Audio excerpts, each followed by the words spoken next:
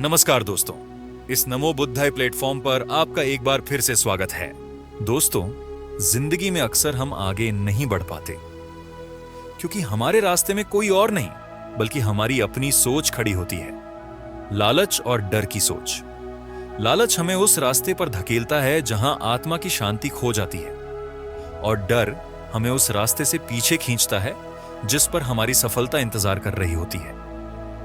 यही दो भाव, लालच और डर, इंसान के सबसे बड़े दुश्मन हैं। लालच हमें कभी संतुष्ट नहीं होने देता और डर हमें कभी शुरू करने नहीं देता। जब तक हम इन दोनों से ऊपर नहीं उठते, तब तक ना हम सच्ची सफलता पा सकते हैं और ना ही सच्ची खुशी।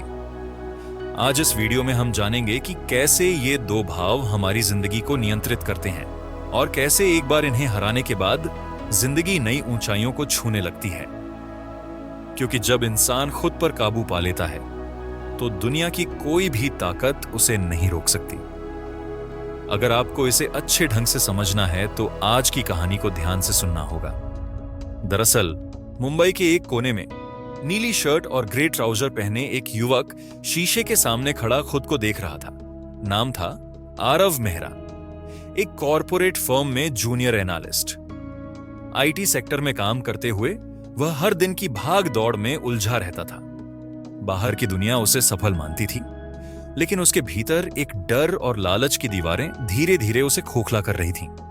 आरव सोचता, अगर मैं इस महीने की टारगेट डील पूरी नहीं कर पाया तो प्रमोशन चला जाएगा, और अगर प्रमोशन गया तो दुनिया क्या कहेगी। उसके मन में प्रमोशन की चाहत थी, नई कार, बड़ा घर और समाज में एक ऊंचा ओहदा।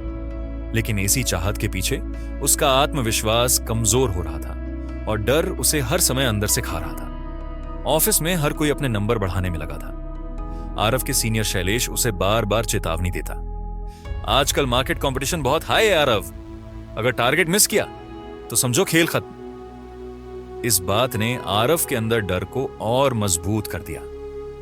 अब वह हर प्रोजेक्ट में अपने सहकर्मियों को पीछे छोड़ने के लिए अनैतिक रास्ते अपनाने लगा। छोटे झूठ, डेटा में हेरफेर और दूसरों की फाइल्स में खामियां ढूंढना, ये सब उसके लालच और डर का हिस्सा बन गए थे। एक शाम ऑफिस से लौटते वक्त आरव की गाड़ी एक छोटे से एक्सीडेंट में फंस गई। सामने एक बूढ़ा आदमी गिर पड़ा। आरव गाड़ी से निकला, लेकिन उसके मन में यह विचार पहले आया, अगर पुलिस केस हुआ तो मेरी जॉब खतरे में पड़ जाएगी। वह मदद करने के बजाय गाड़ी स्टार्ट कर भाग गया। रात को वह चैन से नहीं सो पाया। उसकी आत्मा उसे कचोट रही थी। अगली सुबह जब उसने न्यूज खोली तो देखा एक बुजुर्ग व्यक्ति के अस्पताल में मृत्यु, हिट एंड रन केस। वह वही आदमी था। आरव की सांसें रुक गईं। उसे लगा जैसे वो अपने ही डर और लालच से एक इंसान की जिंदगी छीन चुका हो। उस दिन पहली बार वह आईने में खुद की आंखों में झांक नहीं पाया। कुछ दिन बाद एक बिजनेस सेमिनार में उसकी मुलाकात डॉ. सत्या वर्मा से हुई, एक मोटिवेशनल स्पीकर और पूर्व कारपोरेट हेड। उन्होंने अपने भाषण में कहा, डर वो कैद है जो तुम्हें जीने नहीं देती, और लालच वो जंजीर है जो तुम्हें खुद से दूर कर देती है। अगर तुम खुद को जीतना चाहते हो तो इन दोनों को छोड़ना सीखो। Success is not in achieving more but in becoming more human. यह लाइन आरव के दिल में उतर गई। डॉक्टर सत्या वर्मा के शब्द आरव के दिल में गूंजने लगे। उसके भीतर एक संघर्ष शुरू हो चुका था।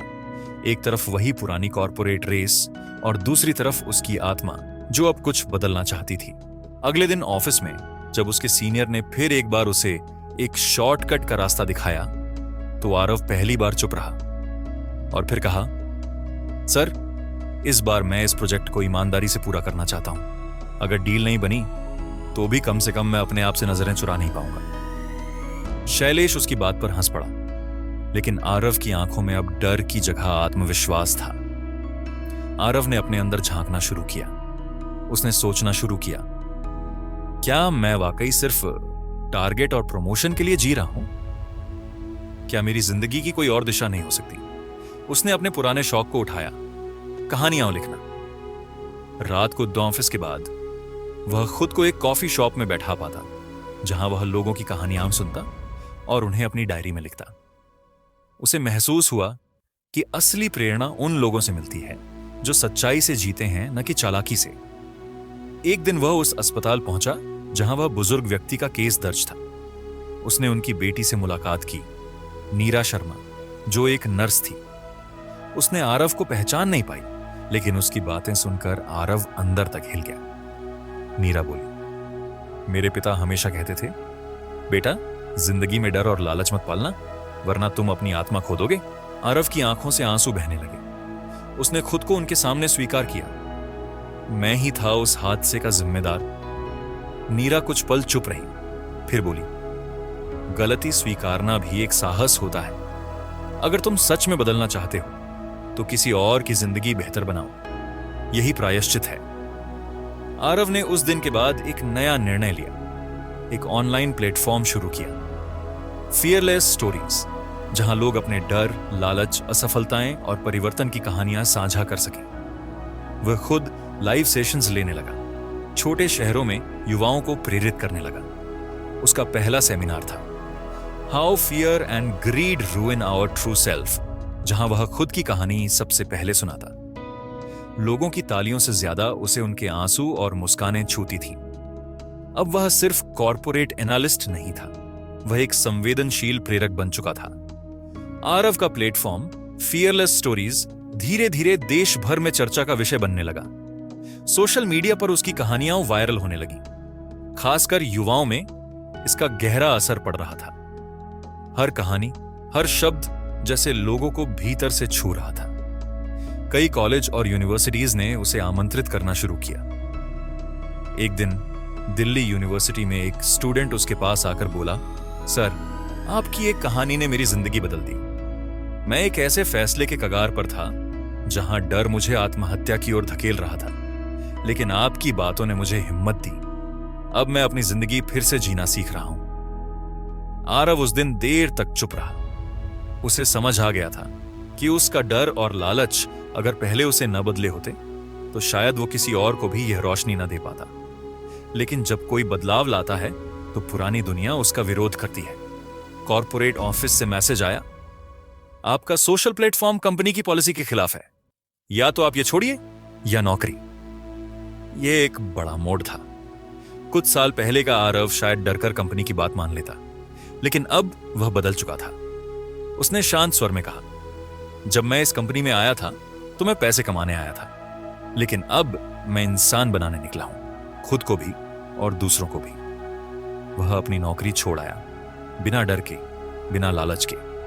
आरव ने अपने मिशन को और बड़ा रूप देने के लिए एक एनजीओ शुरू किया, फियरलेस स्टोरीज फाउंडेशन। इसका उद्देश्य था बच्चों, युवाओं और कॉर्पोरेट प्रोफेशनल्स को मानसिक स्वास्थ्य, आत्मविश्वास और मूल्यों की शिक्षा देना।